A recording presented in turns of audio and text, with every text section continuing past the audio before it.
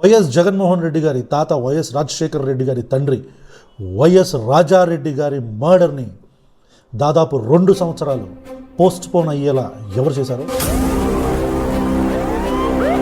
Grey హౌన్స్లో అతి పెద్ద turning point అయిన కోవర్ట్స్ని, ఈ ఐడియాని ఎవరు ఇంప్లాంట్ చేశారో మీకు తెలుసా?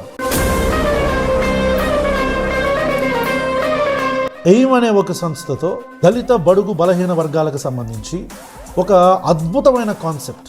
ఒకవేళ అదే జరిగితే మొత్తం దళితుల యొక్క సోషల్ సిస్టమ్ కూడా మొత్తం చేంజ్ అయిపోతుంది అనే విషయం మీకు తెలుసా?